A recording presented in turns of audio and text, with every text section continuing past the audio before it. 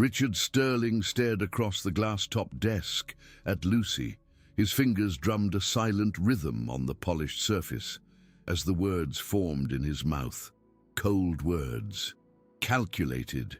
He was known for it, for his ability to make the toughest decisions without a flicker of hesitation.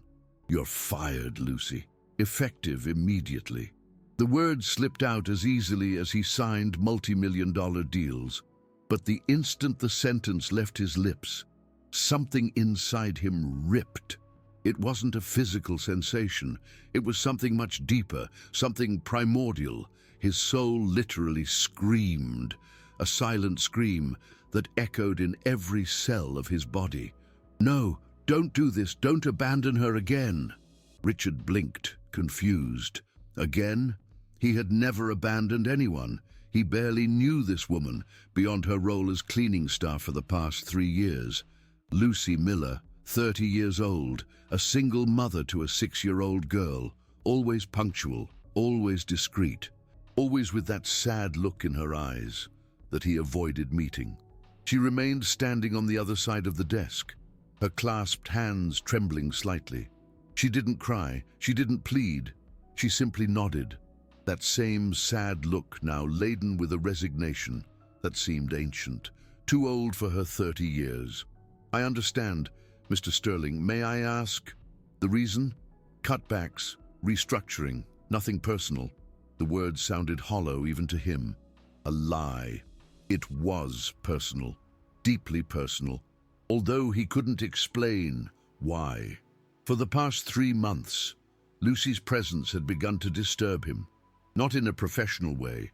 Her work was impeccable, but something about her left him uneasy. His nightmares had worsened, nightmares he'd had since childhood. Always the same dream, a woman screaming his name, a woman dying alone, a guilt that suffocated him upon waking. Lucy turned to leave, and in that movement, Richard felt as if he'd witnessed this scene before, as if he'd seen those shoulders turning away, as if he'd already committed this mistake. The pain in his chest was so intense that he had to grip the edge of the desk. "Wait!" The word escaped before he could think. Lucy stopped, but didn't turn around. Richard didn't know what to say. What was happening to him? Why did he feel that he was making the most terrible mistake of his life, letting her go? Is there something else? "Mr. Sterling." Her voice was soft, controlled. But there was a crack there, a fragility that broke something inside him. Richard opened his mouth, but no words came. How could he explain that his soul was begging him to stop her from leaving? How could he say that every fiber of his being screamed that she wasn't just an employee, that she was important, essential, his? The word startled him. His? What nonsense. He shook his head. "No, you can go." Lucy left. The door closed with a soft click, and Richard felt as if he'd just signed his own death warrant. Again, that night, the nightmares returned with an intensity that almost killed him. But this time, they weren't just fragments. This time, he saw faces, he saw names, he saw an entire life unfolding before him, like an ancient scroll. The year was 1325, a small village in the Iberian Peninsula. He was a blacksmith, Richard de Montaigne. Nothing grand, just an ordinary man with calloused hands and modest dreams. And she was his wife, Lucy de Montaigne, the woman he'd loved since they were children, running among the olive trees. In the dream, Richard saw everything with a cutting clarity. He saw the day everything changed. The day a wealthy merchant passed through the village, offering opportunities in the big cities, offering wealth, offering a better life, and he, young and ambitious, decided to go. Lucy was 6 months pregnant. He promised he'd return, promised he'd bring back enough wealth so that their child would never go hungry. "I'll be back in 6 months, my love, before the baby is born. I promise." But he didn't return. The opportunity turned into another, and another. The months turned into years. The letters he sent became increasingly infrequent. He convinced himself that he was doing it for them, that he was building a future that Lucy would understand. 3 years later, when he finally returned to the village, with gold coins in his pockets and fine clothes, he found only a headstone. Lucy had died in childbirth, alone, without his hand to hold, without his name on her lips. The baby, a girl, had survived only 2 weeks. The midwife recounted that Lucy had called for him until her last breath, that she had died with a broken heart, not from the pain of childbirth, but from the pain of abandonment. Richard woke up drenched in sweat, Lucy's screams still echoing in his ears. But it wasn't just a nightmare, it was a memory, visceral, real, so real that he could smell the earth over her grave. He could feel the weight of the guilt that had consumed him in that life, until he himself had put an end to his own existence 6 months later, unable to live with what he had done. He got out of bed, trembling. He looked at his own hands, CEO hands, hands that had never held a blacksmith's hammer, but for a moment he swore he saw calluses. Swore he felt the heat of the forge. This is insane. But was it? He picked up the phone and typed her name into the company system. Lucy Miller, 30 years old, single mother. Her daughter was 6 years old, the same age Lucy would be pregnant when he abandoned her in his past life. The same name, Lucy. Richard ran a hand over his face. Coincidence. It had to be coincidence. But then he remembered something he'd seen in her personnel file during the hiring process. She had a scar, a cesarean scar, in the same place where, in the dream, he had seen the midwife cut Lucy to try and save the baby. 2 in the morning. He was sitting in his home office, surrounded by books on reincarnation that he'd impulsively bought online with express delivery.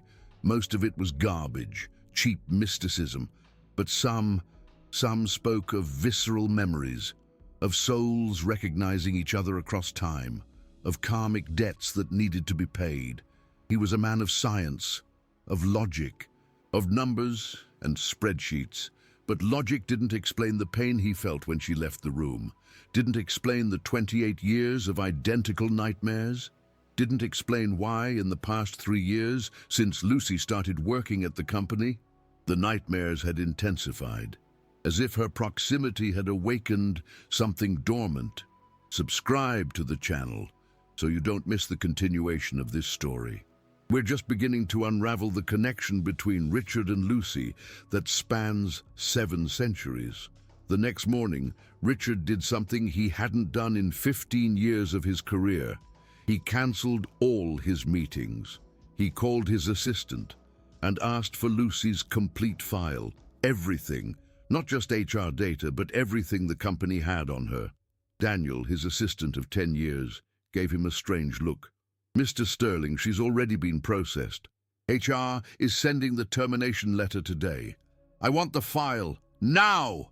An hour later, Richard had Lucy Miller's entire life story in front of him. On paper, born in a small village in upstate New York, moved to California at 23, pregnant and alone. The father of the child had abandoned her. She never had contact with him again. She worked 3 jobs during her pregnancy. The girl was born via emergency C-section. Lucy nearly died. She spent 2 years paying off medical debt. Richard felt bile rising in his throat. The story was repeating itself, even in the details. She'd been abandoned, pregnant. She'd almost died in childbirth. She'd raised her daughter alone, breaking her back in low-paying jobs. And he'd fired her. He'd abandoned her again. But there was something else in the file. A photograph. A photo Lucy had submitted as part of the documentation for a company benefit the year before. It was an old, faded photo that she said was of her great-grandmother. The photo showed a young woman holding a baby in front of a stone house. On the back, written by hand in Old English, was a name and a date. Lucy de Montaigne, 1325. The paper slipped from Richard's hands. It wasn't possible. It couldn't be. But there it was. Physical proof, not just a hazy memory or a recurring nightmare. A photograph, a document, a name written centuries ago that matched exactly what he'd dreamed. He picked up the phone with trembling hands, dialed Lucy's number. She answered on the third ring. "Hello?" Her voice, that voice. Richard closed his eyes and saw her singing while she made bread in the small kitchen of their house. Saw her laughing when he surprised her from behind. Saw her crying when he left. "Mr. Sterling, are you there? I need to talk to you. In person. It's urgent." And there was a pause. He could hear her breathing. He could feel the hesitation. "About the job? Because I've already signed the termination papers. There's nothing more to discuss. It's not about the job. Please, it's important." Another pause. Longer. Then with a sigh that sounded like surrender. "All right. Where?" Richard gave her the address of a quiet cafe. Neutral. Public enough that she'd feel safe. Private enough for the conversation he needed to have. When he hung up, he realized he was sweating. His hands were shaking. He, who had negotiated billion-dollar mergers without flinching, was terrified to meet with a former member of the cleaning staff. But she wasn't just that. She never had been. And on some deep level, he'd always known. The cafe was small, decorated with plants and natural light. Richard arrived 15 minutes early and ordered a coffee he couldn't drink. When Lucy walked in, he felt the air leave his lungs. She wore a simple dress and her hair was pulled back in a bun. Nothing special, nothing extraordinary. But to him, she was the most beautiful thing that had ever existed. And he knew exactly why. Lucy sat down across from him, her purse in her lap like a shield.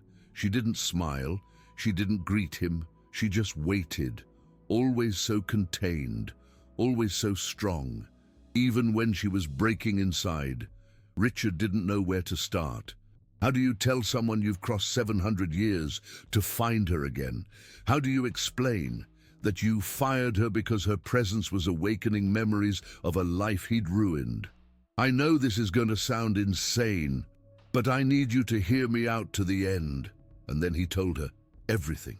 The nightmares he'd had since childhood, the intensification of them when she started working at the company, the dream from that night, the village, the blacksmith, the broken promise, her death, his suicide, the photograph in the file. Each word sounded crazier than the last, but he couldn't stop. Lucy listened in silence. Her face was a mask, impossible to read. When he finished, she sat there for a long moment, just looking at her own hands. Small hands, calloused from hard work. Hands he had held in another life. "You think I'm your reincarnated wife from 700 years ago?" It wasn't a question. It was a statement. Flat, without emotion. "I know how it sounds, but the coincidences are too much. Your name, the scar, your life story, the photograph. I've never believed in any of this, Lucy. I'm a skeptic, but I can't ignore it." She finally looked at him, and in those eyes, Richard saw something that made him stop breathing. Recognition, not surprise, not disbelief, but recognition. "I know." The two words fell between them like stones in a silent lake. "From the first day I saw you, I knew, not rationally, but something in me screamed. Something in me recognized you. And I've spent 3 years trying to ignore it, trying to convince myself it was just attraction, or imagination, or loneliness, but it wasn't any of that." Lucy opened her purse and pulled out an old sketchbook. The pages were yellowed, the cover worn. She opened it to a marked page and slid it across the table to Richard. They were drawings, dozens of them, all of the same man, a man with Richard's eyes, with his face shape, with the small scar above his left eyebrow that he'd had since he was born. The drawings showed the man in different contexts, in a forge, in a simple house, holding a child, and in one of them, hanging from a wooden beam. "I've been drawing this since I was 7 years old. My mother took me to psychologists. They said it was a fertile imagination, but I always knew it wasn't. I always knew they were memories. Richard's hands trembled as he held the sketchbook. There he was, his own face looking back across centuries, drawn by a girl who hadn't even met him in this life. Why did you never say anything?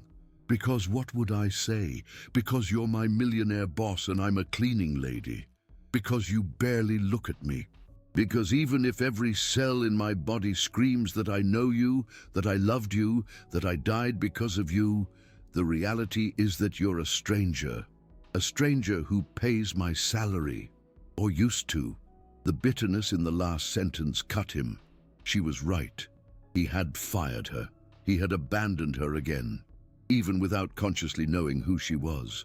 The story was repeating because he allowed it. Activate the notification bell, because this story is about to take a turn that will shake everything you believe about destiny and soulmates. Richard carefully closed the notebook, as if it were a sacred relic. And in a way, it was. It was proof that two humans could carry the same memory across the abyss of time.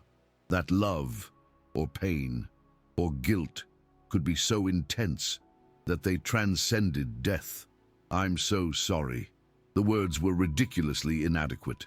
How do you apologize for 700 years? How do you make amends for abandoning someone in two different lives?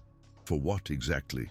Lucy asked, her voice laced with a pain that mirrored his own. For saying goodbye? For abandoning me in our past life? For dying and leaving me with the guilt of leading you to your death too? Richard blinked, stunned. What? You think you're the only one who remembers? Lucy's voice cracked, a sob threatening to escape. You think you're the only one who has nightmares? I've spent 700 years carrying the guilt of killing you, Richard, because that's what happened. When you came back and found me dead, when you saw our daughter's grave, you took your own life. And I, wherever my soul was at that moment, I felt it. I felt you die because of me, felt the weight of ruining your life just by dying. A tear traced a path down her cheek, the first one. And seeing Lucy cry was like a knife twisting in Richard's chest. We both carry that debt, Lucy continued, her voice trembling. You, for abandoning me for dying and taking you with me, and now we're here, 700 years later, still trapped in the same cycle. You still pushing me away, me still lost without you. No, Richard said, his voice firm with newfound resolve. Not anymore. Richard reached across the table. Lucy looked at his hand as if it were a snake.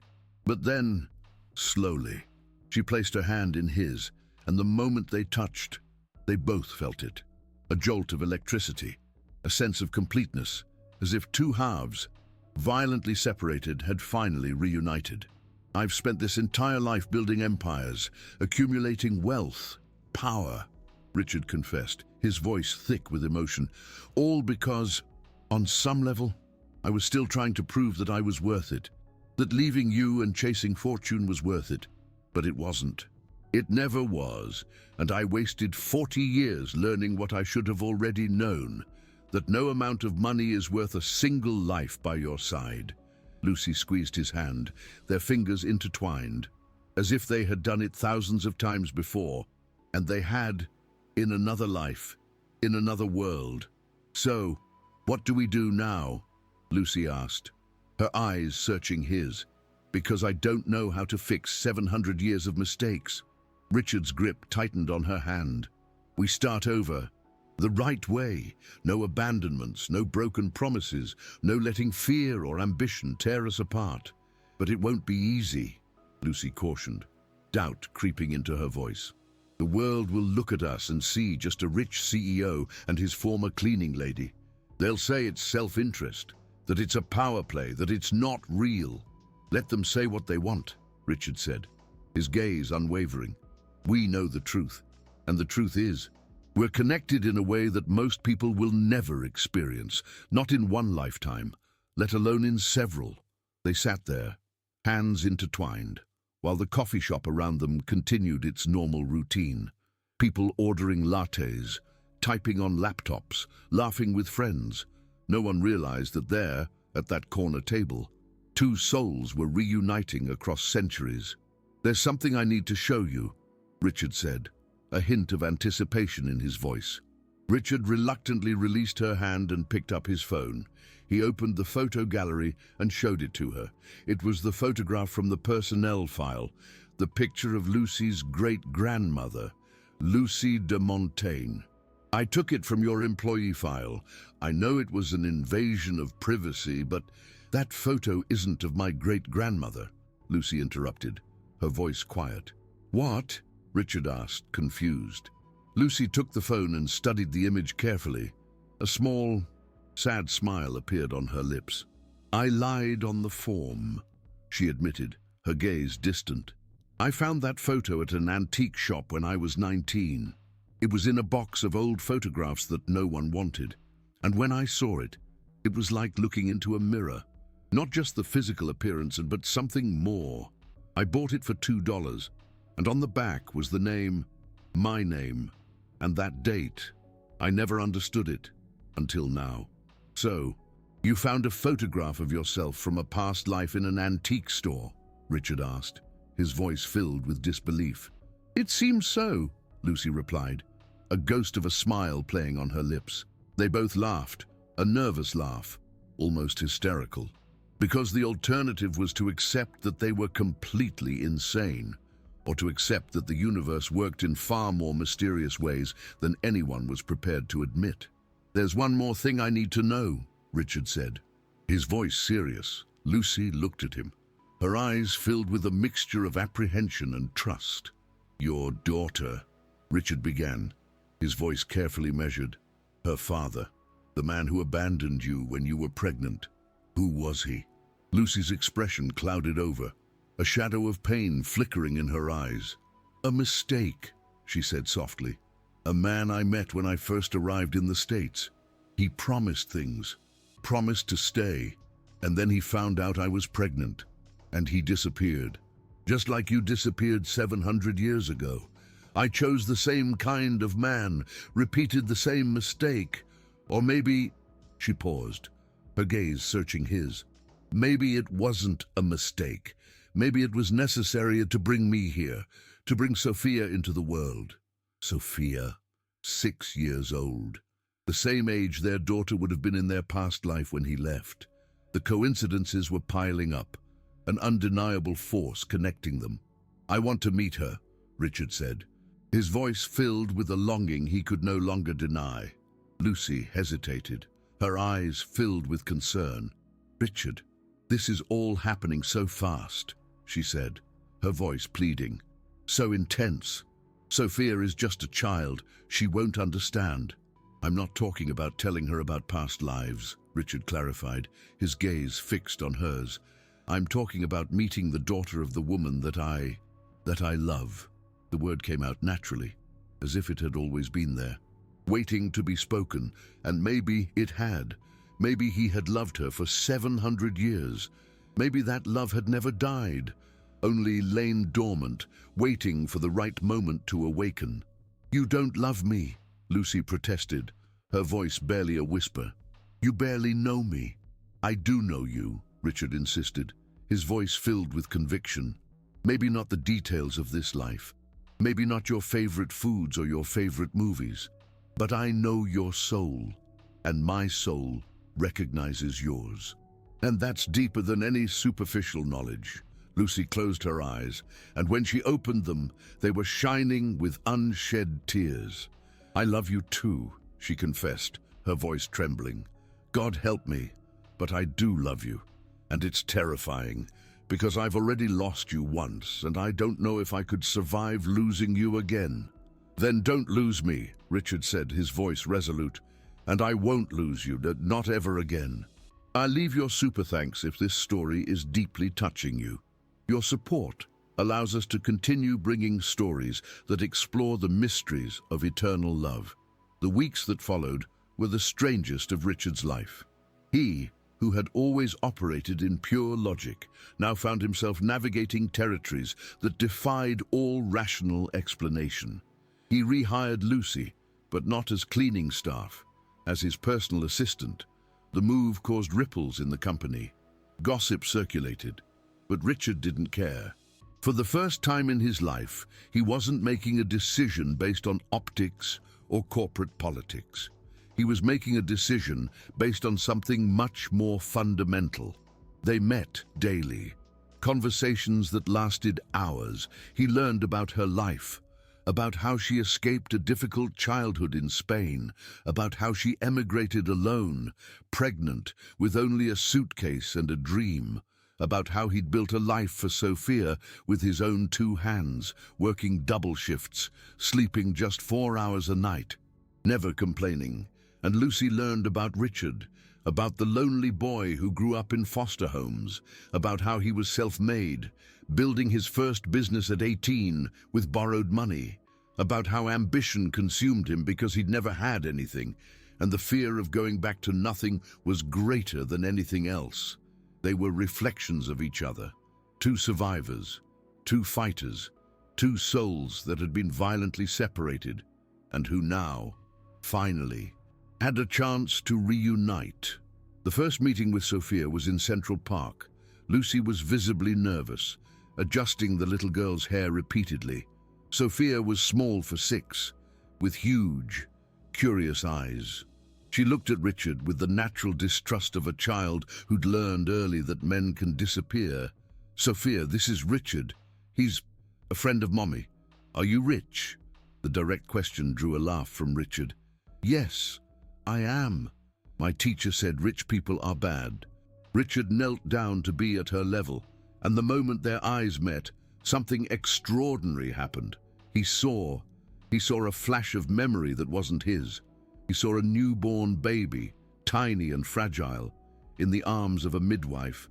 He saw the baby struggling to breathe, struggling to live, and failing. The daughter he never knew, the daughter who died because he wasn't there. And now, she was here, again, looking at him with eyes that carried a wisdom too ancient for a 6-year-old. Richard blinked, shaking off the vision. When he spoke, his voice was hoarse. "Some are, some aren't.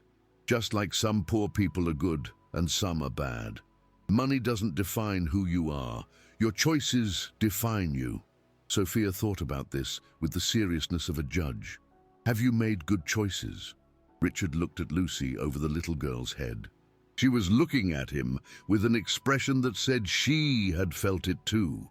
She had seen it too. She knew too. "Not always, but I'm trying to make better ones now." Sophia seemed to accept this. She took Richard's hand with the sudden confidence that only children possess. "Wanna play on the seesaw with me? Mummy never wants to because she says it makes her dizzy." But before getting up, Sophia did something that left both Richard and Lucy breathless. She touched his face with her small hand and said, with the brutal sincerity that only children possess, "I know you. I've seen you in my dreams. You were crying." Richard felt tears burning his eyes. How could she know? How could a 6-year-old child carry memories of a life that ended before it even began? But Lucy just nodded, as if this was normal, as if she'd been waiting for it. Sophia has had dreams since she was born, dreams of places she's never visited, people she's never met. I always thought it was just her imagination, but now we know it isn't, Richard completed. And so Richard spent the afternoon being dragged by a 6-year-old girl across seesaws and slides. And for the first time in 40 years, he felt complete. Not because he was signing a multi-million-dollar deal, not because he was expanding his empire, but because he was playing in a park with the daughter of the woman he loved.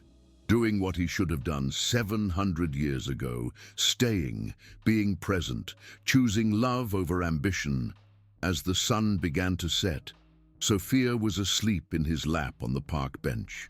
Lucy sat beside him, her head on Richard's shoulder, and there, in that simple moment, they both felt something click into place, like a puzzle piece that had finally found its fit. "She likes you. The feeling is mutual. She's incredible. Lucy, you've done an incredible job with her. I did the best I could, but it was hard, so hard. There were nights when I didn't know how we were going to survive. Nights when she cried from hunger because I didn't have enough money for food and rent. Nights when I cried along with her, feeling like the worst mother in the world.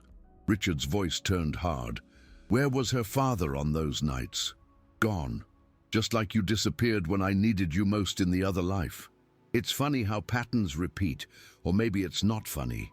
Maybe it's just tragic. I'm going to fix this. I can't change the past. Not this life, not the other.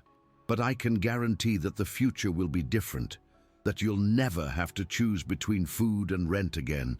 That Sophia has everything she needs. That you both have the security you deserve. Lucy pulled away, looking at him with a mixture of hope and fear. I don't want your money, Richard. That's not why I'm here. I know, and you're here because your soul recognized mine, just like mine recognized yours. But that doesn't change the fact that I have resources and you're struggling. Let me help, not as charity, but as someone who should have been by your side from the beginning. And what if you change your mind? What if 6 months from now you wake up and realize that this whole thing was crazy? That reincarnation doesn't exist and we're just two strangers who've convinced themselves of a fantasy. Then we'd still be two strangers who love each other, and that would be enough. That night, Richard did something he'd never done before. He went online to forums about reincarnation. He read hundreds of accounts of people who claimed to remember past lives. Most seemed clearly fake, fantasy, wishful thinking, but some had that ring of truth, that specificity of detail that couldn't be invented, like the woman who remembered being a soldier in World War I and could recite the exact order of battle of her regiment, like the 4-year-old boy who accurately described a village in India he'd never been to, including street names that only existed on old maps. And then there were the documented cases. Children who remembered specific lives that were verified, people who spoke languages they'd never learned, birthmarks that corresponded to fatal injuries from previous lives. Richard was no longer skeptical. He couldn't be, not after everything he'd experienced. But he was still a scientist at his core, and scientists needed evidence, needed proof. He spent hours researching. Each article led to another. Each account made him question everything he thought he knew about reality. There were studies from the University of Virginia that documented over 2,500 cases of children with verifiable memories of past lives. There were cases of xenoglossy, where people fluently spoke languages they'd never studied. There were even physical correspondences, scars, and birthmarks that appeared exactly where fatal wounds had occurred in previous lives. The more Richard read, the more the pieces clicked into place. The constant nightmares since childhood, the feeling of guilt with no origin, the emptiness that no professional achievement could fill. It all made sense when viewed through the lens of reincarnation. He wasn't just building an empire to prove his worth. He was trying, unconsciously, to justify the mistake he'd made 700 years ago. He was trying to prove that abandoning Lucy and chasing fortune had been worth it. But it hadn't been. And he'd wasted 40 years learning a lesson his soul already knew. Richard glanced at his watch. 4 in the morning. In a few hours, the sun would rise on another day. A day when Lucy wouldn't be at the company anymore. A day when he'd have to see the meeting rooms and hallways without her presence, even her quiet one. And the idea made him physically ill. He picked up the phone, hesitated. It was 4 in the morning. She'd be asleep. Probably next to Sophia, in that small apartment that barely had room for the two of them. But he needed to hear her voice. He needed to know she was still there, that it wasn't too late. The phone rang. Once, twice, 3 times. Richard was about to hang up when she answered. "Mr. Sterling, is everything all right?" Her voice was worried, scared, obviously woken up suddenly, and Richard felt a wave of guilt. "I'm sorry. I'm so sorry to call this late. I just needed to hear your voice." There was silence on the other end. Richard could hear her breathing. He could imagine her sitting up in bed, her hair a mess, her eyes still puffy with sleep. "Are you okay?" No, I'm not. Lucy, I know this sounds crazy. I know we're practically strangers, but something in me recognizes you, and it's killing me that I sent you away. It's literally killing me. More silence. Then, so low he almost didn't hear it. I recognize you too, and it scares me more than anything I've ever felt. Why? Because recognizing someone you've never met in this life means accepting that there are things beyond our understanding. It means accepting that maybe we don't have as much control as we think. It means accepting that there is such a thing as fate, and I've spent my whole life fighting against fate, proving that I could choose my own path. And now you show up and everything I've built, all this independence, all this strength feels fragile. Like I was just waiting for you to come back. The last word came out broken, and Richard felt like someone had just ripped his heart out. I'm back, 700 years later, but I'm back. And this time, I'm not going anywhere. I'm not going to abandon you. I won't choose gold over you. Never again. How can you promise that? You don't even know me, but I do know you. I know you the way that matters. I know you're strong because you had to be. I know you're kind, even when the world has treated you cruelly. I know you love with everything you have, even knowing that love can destroy. I know all that because my soul carries the memories, and those memories are more real than anything in this life. Richard heard her sob, small, contained, as if she were trying not to wake Sophia in the next room. I'm so scared. Me too. But maybe it's time we were scared together, to face this together, to finally break this cycle of abandonment and pain. They stayed silent, both holding the phone, connected through invisible waves and centuries of shared history. And in that silence, something shifted. Some final resistance broke, some carefully constructed wall crumbled. Tomorrow, Richard said finally. We'll meet tomorrow, and we'll start again. The right way. Tomorrow. Lucy agreed. And when they hung up, both knew they had just made a promise they couldn't break. Not this time, not after 700 years waiting for a second chance. Richard finally hired a private investigator, not to follow Lucy, but to trace her history, and his, to see if there were more connections they hadn't uncovered. The investigator was a discreet man named Paul, specializing in genealogy and historical research. He'd worked on inheritance cases, people searching for their roots, unresolved family mysteries, but he'd never worked on a case of reincarnation. When Richard explained what he wanted, Paul looked at him with obvious skepticism, but Richard was paying well, very well, and Paul was professional enough to do the job regardless of his personal beliefs. The report came back 2 weeks later and left Richard paralyzed. The village in the Iberian Peninsula where Richard dreamed he had lived actually existed. And in the parish records of 1325, there were entries: a marriage, Richard de Montaigne and Lucy de Navarre. 3 years later, a death.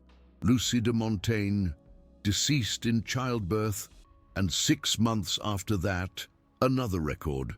Richard de Montaigne, deceased by his own hand. The dates corresponded exactly to his dreams. The names were identical, and the village was only 30 miles from where Lucy's family had lived for generations in Spain. These weren't just hazy memories. They were historical facts, documented, verifiable. They really had existed, really had loved each other, really had died in that tragic way. And now, 700 years later, they had found each other again. Share this video with someone who believes in connections that transcend time. This story is arriving at a crucial moment. Richard showed the report to Lucy at her apartment, a small apartment in the suburbs, with thin walls and second-hand furniture, but Lucy had turned it into a home. There were photos of Sophia everywhere, children's drawings on the refrigerator, the smell of home-cooked dinner in the air. She read the report in silence, her hands trembling. When she finished, she placed it carefully on the table and stared at it for a long moment. So, it's real. It's not crazy. It's not imagination. It's real. It's real. Lucy began to cry, not tears of sadness. They were tears of relief, of validation, of finally knowing that she wasn't crazy, that the drawings she'd made since childhood weren't fantasy, that the dreams that haunted her were memories. Richard pulled her into his arms. She nestled against his chest, and he felt every muscle in her relax, as if she could finally drop the armor she'd been carrying for so long. I felt crazy my whole life. My mom told me I had too much imagination. The doctors gave me pills. My professors, they looked at me with pity, and I started to believe them. I began to think that there was something wrong with me. There's nothing wrong with you. You just remember. And now we both remember. And we can finally fix what was broken. How? How do we fix 700 years of pain? By living, by loving, by staying, by doing everything differently this time. They kissed, and the moment their lips touched, both felt as if the entire world realigned, as if the universe sighed in relief, as if two forces that were always meant to be together had finally found their equilibrium. In the months that followed, Richard and Lucy built something that neither of them had ever known in this life, a true partnership. He taught her about business, discovered that she had a sharp mind for numbers and strategy. She had just never had the opportunity to use it. Her eye for detail, developed through years of meticulous cleaning work, translated perfectly into financial analysis. She saw patterns where others saw only numbers, saw problems before they became crises. He enrolled her in courses, executive MBA, corporate finance, strategic management, and Lucy absorbed it all like a sponge, proving that intelligence never had anything to do with opportunity, only with access. Her professors were astounded. Her classmates, initially skeptical about the woman who had been a cleaning lady until months ago, quickly learned to respect her, and she taught him about humanity, about seeing the people in the company not as resources, but as individuals, about how his success had been built on the backs of hundreds of people like her, people who worked double shifts, who sacrificed time with their children, who broke their bodies so that he could build his empire. "Have you ever heard the story of Carol?" Lucy asked one night while they were reviewing financial reports. Carol from accounting, Carol from cleaning, Sector 3, night shift. She's 62 years old. She's worked here for 20. Her husband died of cancer 5 years ago, leaving her with the medical debts. She has arthritis in both hands, but she's never missed a day. You know why? Because she needs the salary. And you know how much we're paying her? Minimum wage, exactly the same as they were paying 10 years ago, just adjusted for inflation. Richard felt the shame burn. He signed reports, approved budgets, but he had never thought about the Carols, the hundreds of invisible people who kept his empire running. "What do you want me to do?" "I want you to see, really see, not as a CEO looking at numbers, as a human looking at humans. Come with me tomorrow night. Night shift, let's work with them. Just for one night, and then you decide what to do." And so Richard Sterling, billionaire CEO, spent one night cleaning offices alongside the night crew. His back ached, his hands turned red from chemicals, and he met Carol and Jennifer and Michael and David, real people with real lives and real problems. People who worked in silence so that he could have meetings in gleaming offices. The next day, he called an emergency board meeting. "I'm proposing fundamental changes to our salary and benefit structure." And then he presented a 20% raise for all employees earning below a certain threshold, on-site childcare, full medical coverage, including dental and vision, paid parental leave, education programs. All of this was going to cost millions. The board exploded, voices rose, financial projections were waved around, profit margins were invoked, as if they were sacred scriptures. This is unsustainable. This will kill our returns. The shareholders will sue us. Richard let them talk. Let the storm pass. Then, in the calm voice he used when he was absolutely certain, he replied, "I've spent entire lifetimes building empires on the backs of people who worked themselves to death, literally. I've done this before. 700 years ago, I was a blacksmith who let my pregnant wife die alone, because I was too busy chasing gold. And in this life, I was doing the same thing, building fortune while 62-year-old Carols with arthritis cleaned my office for minimum wage. Not anymore. Either we make these changes, or I resign and take everything I've built with me."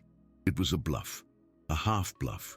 He wasn't sure if he would really resign, but he wasn't sure if he wouldn't either. The silence was absolute.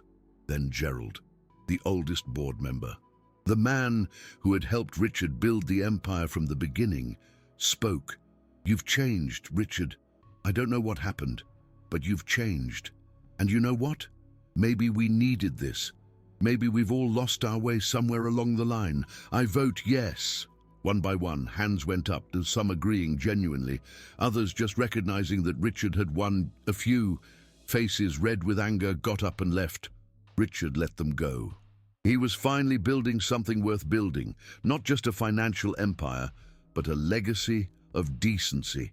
When the changes were implemented, something extraordinary happened. Employee turnover plummeted to almost zero. Productivity increased. The quality of work improved. People who had spent years just doing the bare minimum suddenly cared, engaged, suggested improvements, because they finally felt that the company cared about them too. And the profits? They fell in the first quarter, but in the second, they recovered. In the third, they surpassed previous levels because happy, secure, valued employees work better, stay longer, build institutional knowledge, innovate. The shareholders who had threatened to sue sent emails of congratulations, and Carol, who had been cleaning offices at 3 a.m, received her first real raise in 10 years. She was finally able to pay off the medical debts. She was finally able to breathe. Sophia blossomed. With financial security for the first time in her life, Lucy was able to move to a better apartment. Sophia was able to enroll in a better school. She took the dance classes she had always dreamed of. She had books and toys, and more importantly, she had time with her mother, because Lucy no longer had to work 3 jobs. She could be present, and Sophia adopted Richard as a father figure. With the ease of children who still believe in magic, she called him Uncle Rich, waited at the door when he came to dinner, showed him every drawing, every good grade, every tooth that fell out, and Richard, who had never planned to have children, found that he loved every second of it. A year after that fateful goodbye, Richard proposed to Lucy. It wasn't elaborate. There was no expensive diamond ring or proposal in a fancy restaurant. It happened at home. After putting Sophia to bed, they were sitting on the couch, Lucy with her head in his lap, while they watched some terrible movie. "Marry me?" Lucy sat up, looking at him with wide eyes. "What?" "Marry me. Not because it's what's expected.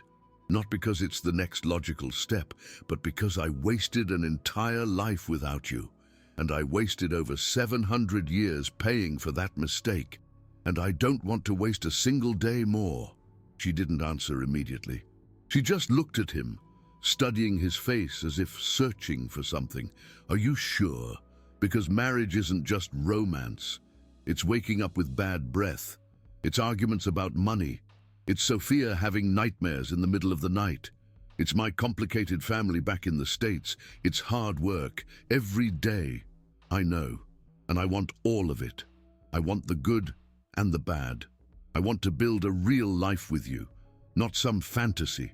A real, complicated, messy, beautiful life." Tears streamed down Lucy's face. Yes, I'll marry you." There was no ring, but as they embraced, Richard felt something around his finger, as if an invisible band had just been placed there. A band that had been waiting 700 years to be claimed. If you haven't left your super thanks yet, Now is the moment. This story is reaching its transformative conclusion. The wedding was small, just a few close friends, and Sophia as the flower girl. Lucy wore a simple dress. Richard wore a suit without a tie. There was no big party, no hundreds of guests, just the people who mattered, the people who really knew their story. But the moment they exchanged vows, they both felt it. Felt like it wasn't the first time, like they were just renewing promises made long ago. Promises that had been broken, but that would now, finally, be honored. Richard, choose you, Lucy, in this life, and in all others. I promise to never abandon you, never put ambition above love, never forget that no fortune is worth a single moment by your side. And I, Lucy, choose you. Richard, I promise to never give up on us, never let the fear of the past destroy our future. I promise to stay even when it's hard, especially when it's hard. When they kissed as husband and wife, Sophia yelled, "Ew!" from the front row, making everyone laugh, but Richard saw that she was smiling. That child's smile that finally has a complete family. The honeymoon was back in the States, specifically in a quaint town, reminiscent of where they had lived centuries ago. Sophia stayed with Lucy's family, excited about the adventure of meeting cousins she'd never met. And Richard and Lucy embarked on a journey that was as much about the future as it was about making peace with the past. The town still existed, although it was now little more than some stone houses and an old church. The streets were the same ones Richard saw in his dreams, the central square, smaller now, but with the same stone fountain. The workshop where he had worked as a blacksmith was now a small souvenir shop, but the structure was the same. The wooden beams, the thick stone walls. Richard stopped in front of the building, trembling. Lucy held his hand. "Are you okay?" "I worked here. I worked in this exact place. I could make a perfect horseshoe. I could mold iron as if it were clay, and I was proud of it. Proud of my skill, proud of being the best blacksmith for miles around. And when the merchant offered the opportunity in the big cities, I thought my talent deserved more, deserved wealth, recognition. So I left everything. I left you. I left our home. I left our life, out of pride, out of stupid ambition. It wasn't stupid, it was human. You wanted more. Everyone wants more. But I already had everything. I just didn't know it. And when I finally realized it, it was too late." They entered the shop. The owner, a local man of middle age, greeted them cheerfully. Richard asked about the history of the building. The man, proud of his local knowledge, said it had been a famous forge, that the original blacksmith had been legendary, that he had left to seek fortune and never returned, that his wife had died of a broken heart. That it was a sad story that the locals still told, a cautionary tale about greed. Richard felt each word like a blow. 700 years later, and he was still remembered, not as a talented craftsman, not as an ambitious man, but as the idiot who abandoned everything that mattered. Lucy squeezed his hand tighter, anchoring him to the present. The records were in the church, in the basement, in old books preserved with reverent care. The local priest, an elderly man named Father Michael, who had cared for the archives for 50 years, greeted them with gentle curiosity. When Richard explained that they were researching ancestors, the priest nodded understandingly and led them to the records from 1325. And there they were, written in faded ink but still legible, their names, their dates, physical proof of lives lived long ago. Marriage, Richard de Montaigne and Lucy de Montaigne, June 15th, 1322. Witnesses listed, details of the modest dowry, even a note from the priest of the time about how deeply in love the couple was. Death, Lucy de Montaigne, March 23rd, 1325. Deceased in childbirth, child also deceased, husband absent, buried in the parish cemetery, and finally, death, Richard de Montaigne, October 5th, 1325, suicide by hanging. Found in the house he had shared with his deceased wife. Note from the priest about mortal sin, but understanding of the unbearable pain. Richard couldn't breathe. Seeing it all there, documented, real, undeniable. It wasn't just hazy memories. It was historical fact. He really had done it, really had destroyed everything. "Are you relatives?" Father Michael asked, curious as to why two Brazilians would be so emotional about such ancient records. "Something like that," Lucy replied softly. "It's a sad story," the priest said, shaking his head. "But not all sad stories end badly. Maybe, somewhere, somehow, they found peace, found each other again. I like to think so, that God, in his infinite mercy, gives second chances, even if they take centuries." Richard looked at Lucy. She looked back, and they both knew that the old priest, without knowing it, had just described exactly what had happened. They visited the cemetery. The original headstones were long gone, eroded by time and weather, but the records indicated the approximate location, a small area beneath an ancient olive tree, its roots probably intertwined with the bones of those buried centuries ago. Richard stood there, gazing at the ground where Lucy had been buried, where he had wept over her grave, where he had decided that life without her was not worth living, where he had returned to their empty apartment and put a rope around his own neck. He knelt down, touching the earth with trembling hands. "I'm so sorry," he whispered. "I'm so sorry I didn't come back in time. I'm so sorry I let you die alone, frightened, calling my name. I'm so sorry I was so blind, so arrogant, so stupidly convinced that wealth mattered more than love. I'm so sorry for all the 700 years you waited, that we both waited, for this second chance." Lucy knelt beside him. Tears streamed silently down her face. "And I'm sorry I died," she said softly, "for leaving you with that guilt, for making you feel responsible. You weren't. Life is cruel. Fate is unpredictable. I didn't die because you left. I died because these things happen. But the pain you carried, the guilt that consumed you to the point of taking your own life, that I regret, because you didn't deserve that. We didn't deserve that." They stayed there, kneeling on the ancient earth, weeping for lives lost and second chances earned. "You're back now," Lucy said finally, her voice firm despite the tears. "And this time, we both know what matters. This time, we're going to do it right. This time, we stay, no matter what life throws at us. We stay, Richard repeated. They planted flowers on the spot, white roses, the same ones Richard remembered, with crystal clarity now, giving to Lucy on their wedding day 700 years ago. The same ones he had placed on her grave when he finally returned. Rich in coins, but bankrupt in spirit. An offering, an acknowledgement, a goodbye to the past, and a hello to the future. A future where they finally got it right. A future where love conquered ambition.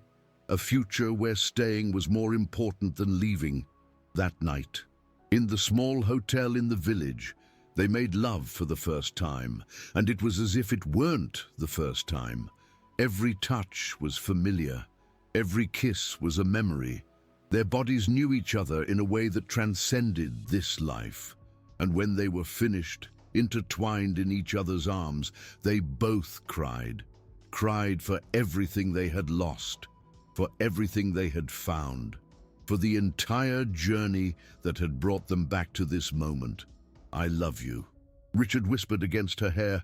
"Through centuries, through lives, through everything, I love you," Lucy replied. "Always have, always will." The years that followed were not perfect. No relationship is. They argued, they disagreed. There were moments of frustration and anger. But the difference was that they both knew what was at stake. They knew what it meant to lose each other.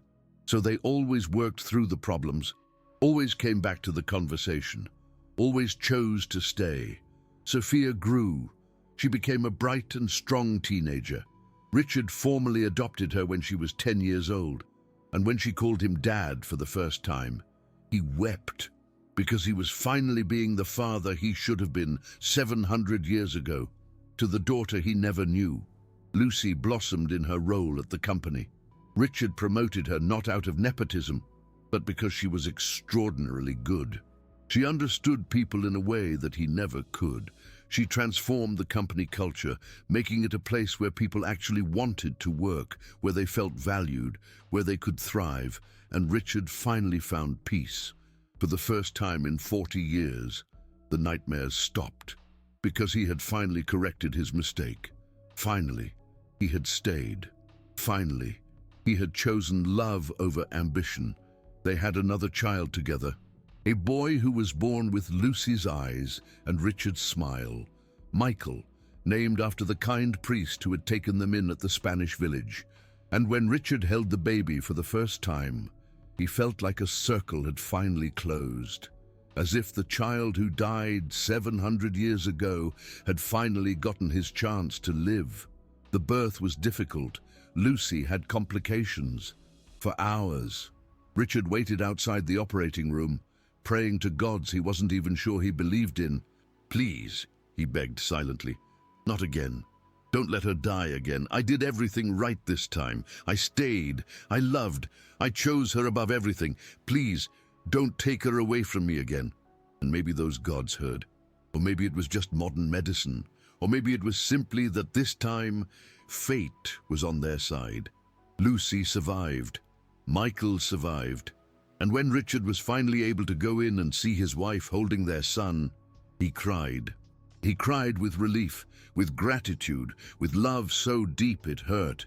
"We made it," Lucy whispered, exhausted but smiling. "This time, we made it." But the story didn't end there, because when Michael was 3 years old, he started talking about things he couldn't possibly know, about a stone house, about a forge, about a woman who died, about waiting a long time to come back. "I was so small," he said one night during dinner, "so small I couldn't breathe. And it was dark and cold, and I wanted to stay, but I couldn't, so I had to go away. But I promised I'd come back. I promised Mommy I'd come back." Richard dropped his fork. Lucy sat perfectly still. Sophia, now 9 years old, stared at her brother with wide eyes. "You too?" she asked. "I thought it was just me." And then the children started to share. Fragmented memories, dreams that were too real to be just dreams. Sophia remembered a stone house, a man with big, calloused hands who made her laugh, a mother who sang while she cooked. Michael remembered darkness, struggle, not being able to breathe, a sadness so profound that even 3 years later, he sometimes woke up crying without knowing why. Richard and Lucy looked at each other across the table, and they both knew. It wasn't just them who had come back. It was the whole family, reunited, finally complete.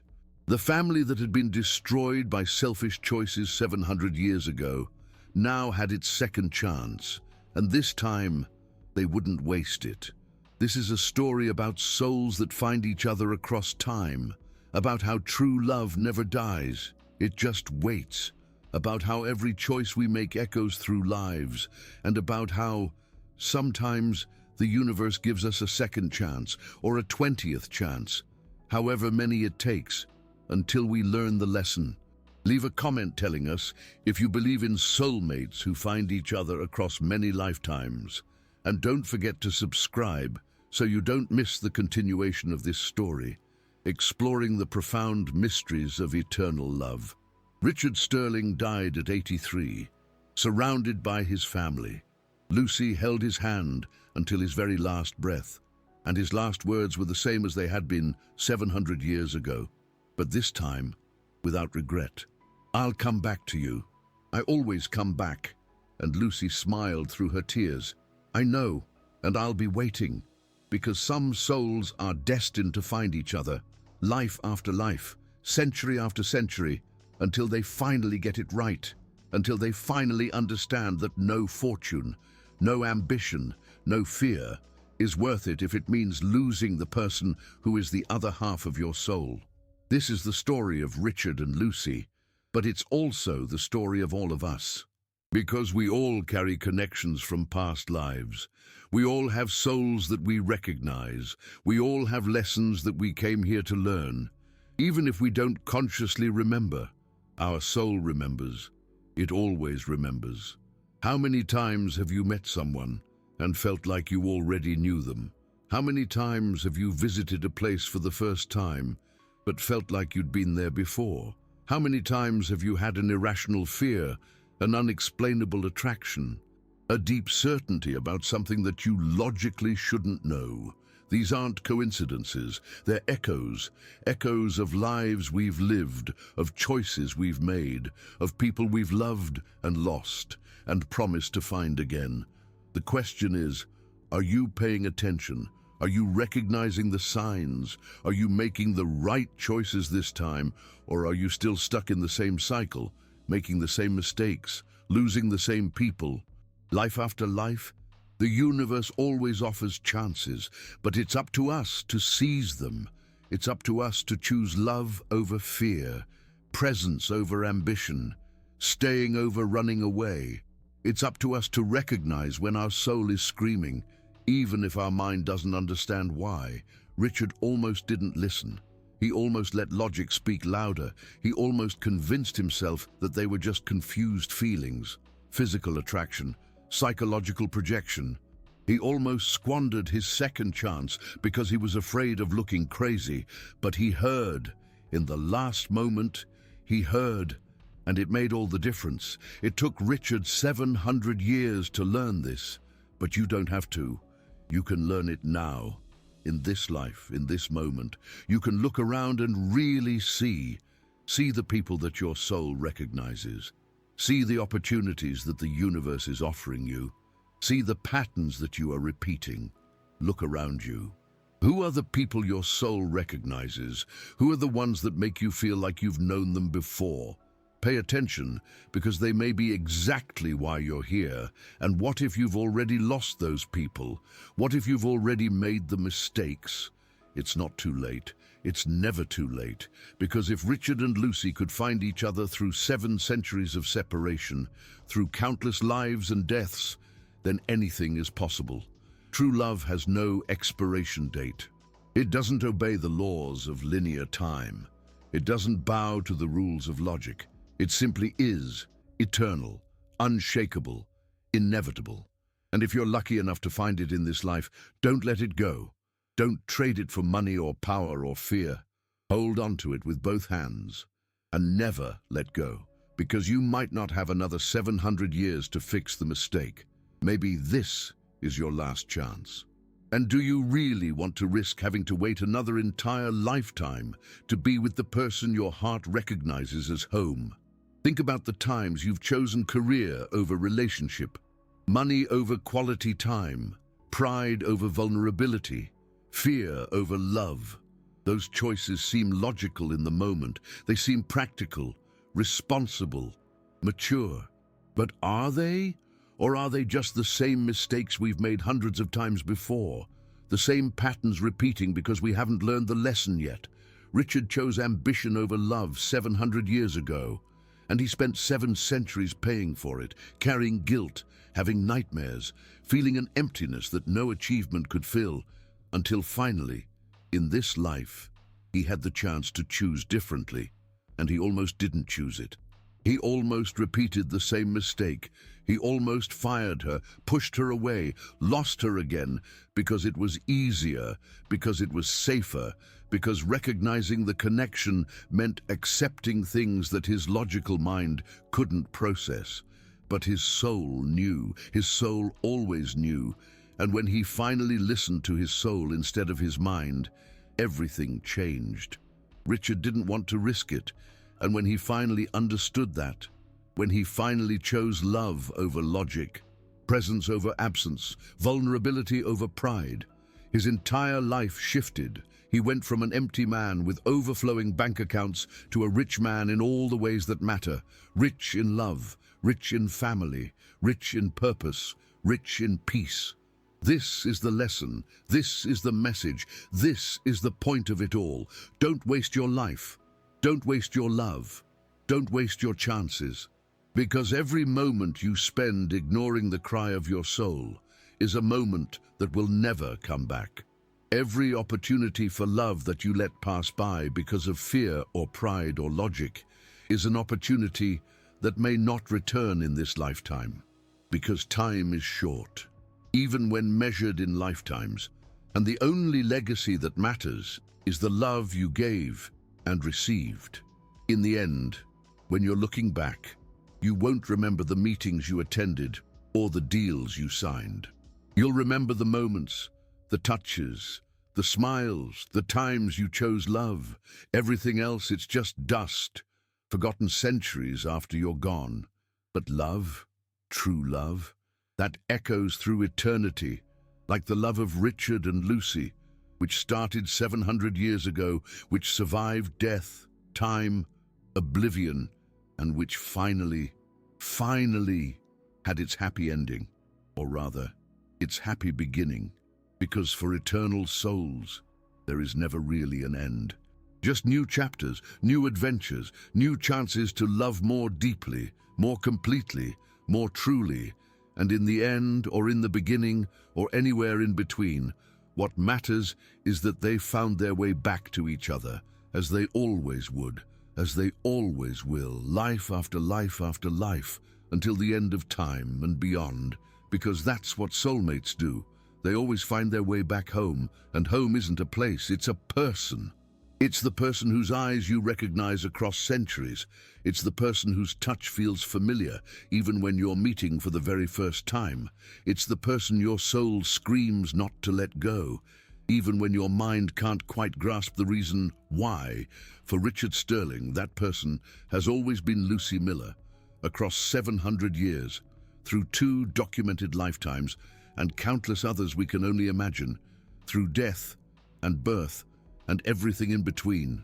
Always Lucy, and for Lucy, always Richard. No matter how many lives they lived, no matter how much pain they endured, no matter how much time passed, they always found their way back to each other, always recognizing, always loving. This is the truth about soulmates. They aren't perfect. They don't make everything easy. They just make everything worth it. And that is the difference. That is the magic. That's the reason some people cross oceans, while others can't even cross the street.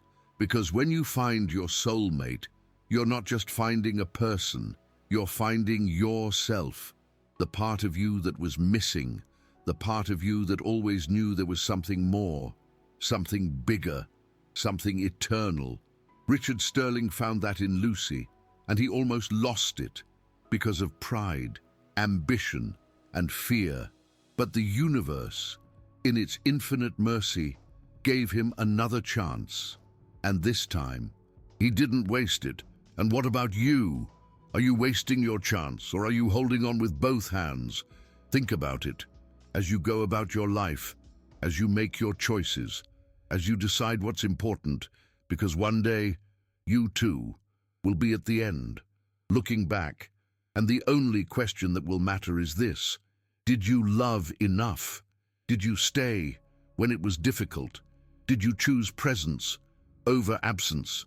Did you choose love above everything else? Richard Sterling could finally answer, yes.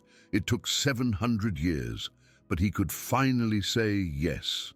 And then he departed in peace, knowing that wherever his soul went next, Lucy would be waiting, as she always had, as she always will, until they meet again, and again, and again, forever. Thank you for watching until the end. If this story touched your heart, please leave a super thanks. It's how we can continue bringing you stories that explore the greatest mysteries of human existence, love, death, and what exists between and beyond them. Subscribe to the channel so you don't miss the continuation of this story, and activate the notification bell and share it with someone who needs to know that true love never dies. It just waits for the right moment to return. End.